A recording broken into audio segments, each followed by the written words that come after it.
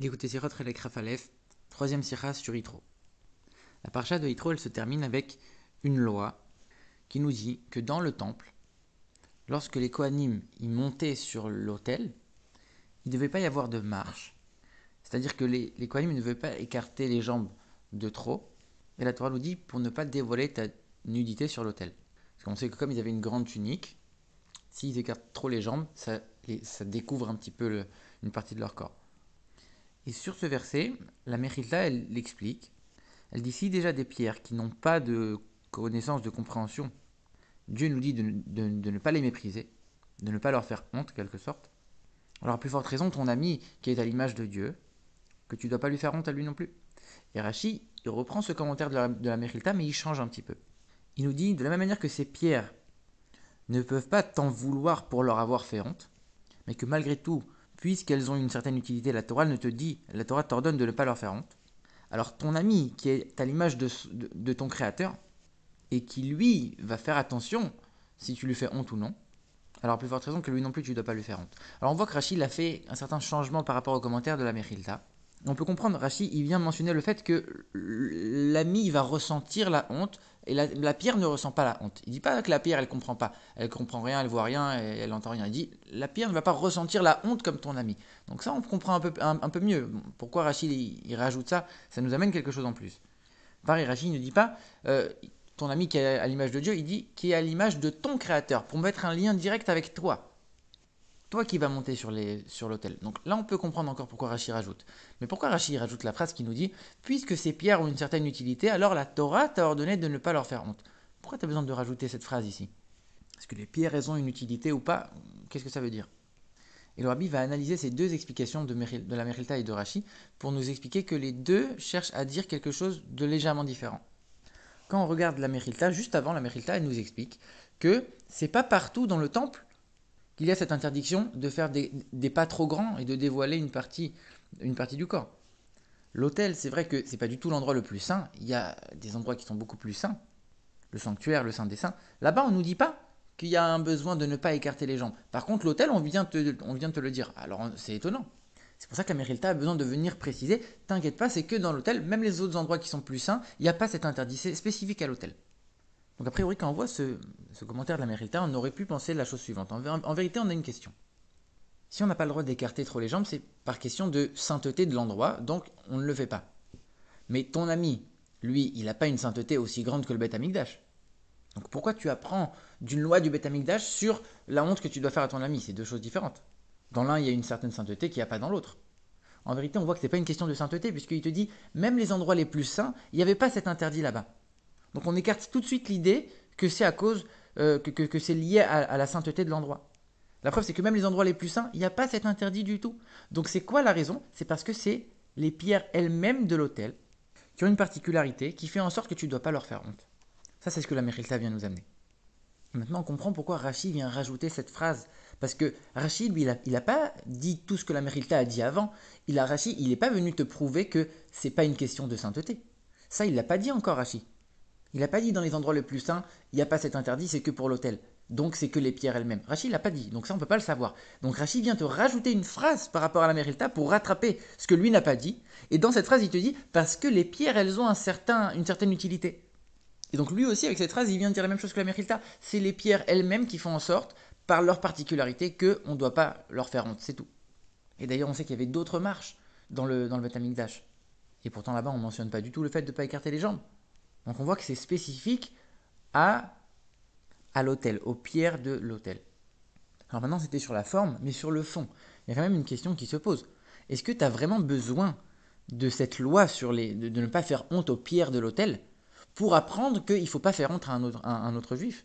Franchement, c'est pas une évidence. Tu as besoin d'apprendre ça du fait que tu ne vas pas écarter les jambes sur l'autel. Tu as besoin de ça pour apprendre qu'il ne faut pas faire honte à un juif? Alors pour comprendre ça, il faut savoir que dans la Torah, il y a certaines lois qui font que quand on a humilié son prochain, quand on a fait honte à son prochain, on doit payer une certaine amende en plus. Non seulement si on lui a fait mal, c'est une chose, mais si en lui faisant mal, on lui a fait honte, la honte, c'est quelque chose qui est complètement différent, pour lequel on va payer quelque chose de séparé. Maintenant, il y a deux choses. Il y a le fait de faire honte à quelqu'un. Est-ce que lui, il va ressentir cette honte? S'il a ressenti la honte, alors à ce moment-là, on est obligé de payer cette indemnité, puisqu'on lui a fait une certaine honte. Mais quelqu'un qui va faire honte à quelqu'un qui est mort ou qui est endormi, qui ne va pas ressentir la honte. Donc là, lui, il ne sera pas coupable, il ne sera pas obligé de payer cette indemnité pour la honte. Donc il y a le fait que l'autre va ressentir la honte, ça c'est une chose, et il y a le fait même que mon action soit méprisante envers l'autre, même s'il n'a pas ressenti. Donc il y a la honte qui va être ressentie, et il y a, même sans parler de ce que l'autre va ressentir ou non, le fait même que mon action a été méprisante ou non. Ça, c'est deux choses différentes. Et ici, on vient d'apprendre, même si les pierres ne ressentent pas la honte, elles ne ressentent rien, l'action elle-même, elle est méprisable. C'est de ça même que tu dois t'éloigner. Et c'est ça que Rachid dit. En vérité, quand ils écartaient les jambes, ils avaient un espèce de long pantalon en lin en dessous. Ils avaient un espèce de très grand caleçon. Donc, ils n'étaient pas du tout dénudés ou, euh, ou pas respectables. Ils avaient quelque chose en dessous. Donc, même quand ils écartaient les jambes, il n'y avait rien. C'est pour ça qu'on dit, c'est pas que c'est un acte qui est méprisant. C'est quelque chose qui peut être assimilé à une action méprisante. Et c'est ça qu'on vient apprendre. Que un juif, c'est pas seulement que tu dois pas lui faire honte. C'est même quelque chose qui peut être assimilé à une action qui va lui faire honte. Même de ça, tu dois t'éloigner. Et alors finalement, la différence entre la Mechilta et Rashi, c'est la suivante. La Mechilta, elle vient t'apprendre. C'est pas seulement quelque chose de méprisant qui est interdit de faire dans le temple. C'est même quelque chose qui peut être assimilé à quelque chose de méprisant. Il ne faut pas le faire. Mais Rashi, il n'est pas exactement de cet avis-là. Parce que si tu dis ça, ça aurait dû être applicable, pas seulement sur les pierres de l'autel, sur tous les endroits du temple.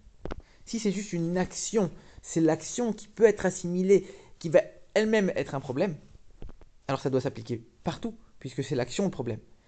Ici, on voit que c'est que sur les pierres de l'autel. Donc c'est lié à une particularité qui est inhérente aux pierres de l'autel, et pas à un autre endroit. Donc c'est pas seulement l'action, c'est aussi, ça a aussi un lien très fort avec les pierres de l'autel. Et c'est ça que Rachid vient souligner ici, qui ont une utilité, ces pierres-là. Et qu'est-ce qu'il vient souligner Rachid en disant ça? Les pierres, elles ont une utilité parce que c'est grâce à elles que les Kohanim, ils accèdent au sommet de l'autel. Elles sont utiles parce qu'elles sont utilisées par les Kohanim pour le service de Dieu dans le temple. Donc en méprisant les pierres, tu méprises aussi les Kohanim. Alors il donne un exemple. Il dit c'est un exemple qui n'est pas absolument adapté, qui n'est pas parfaitement adapté, mais qui va nous faire comprendre quand même. Il dit quelqu'un qui va cracher sur le manteau de son ami. Si le manteau, il est posé par terre, alors il n'est pas coupable de lui avoir fait honte. Mais si le manteau de son ami, il est sur ses épaules, il est en train de le porter, le manteau, et toi tu lui craches sur son manteau, là, il va y avoir un problème d'avoir fait honte, pas seulement au manteau, à celui qui porte le manteau. Ici, c'est la même chose. Les pierres de l'autel, elles ont une utilité, et en leur faisant honte, tu fais honte au Kohanim. Par contre, les autres marches qu'il y a dans le temple, les marches qui permettent d'accéder au Oulam, alors leur utilité, elle n'est pas obligatoire, puisque les Kohanim, ils peuvent y accéder par un autre côté. Et puis le service, il n'est pas accompli directement devant ces marches-là, il est accompli plus loin après, dans le Echal.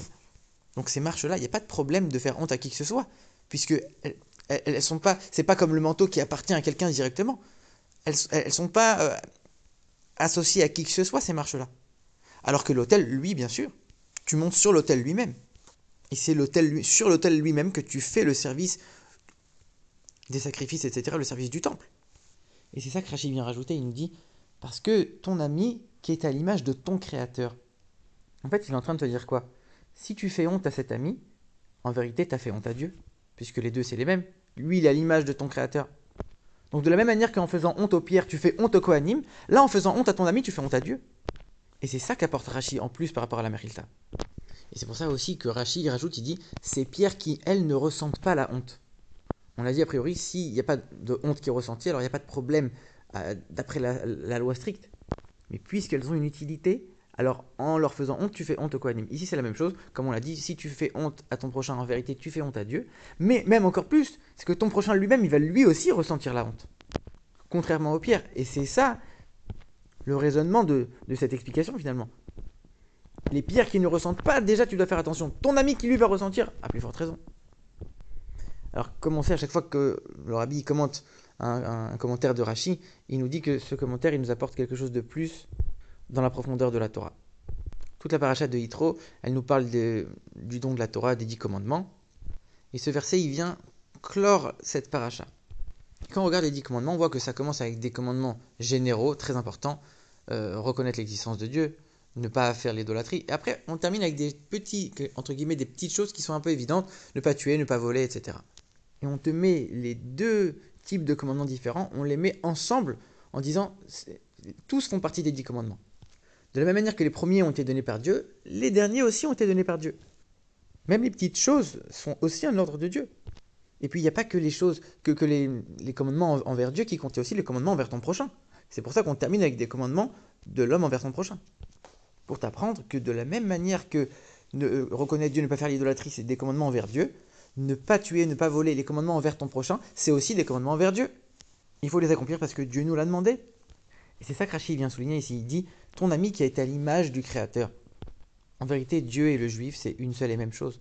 Donc si maintenant tu vas faire honte aux juifs, tu fais honte à Dieu.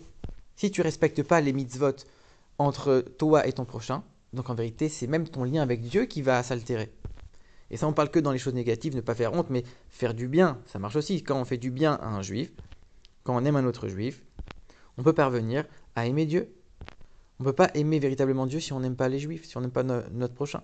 Le fait de renforcer l'amour du peuple juif, l'amour du prochain, c'est ça qui va faire en sorte que Dieu, lui, va nous répondre en nous dévoilant son amour infini et en nous délivrant de cet exil avec la venue de Mashiach.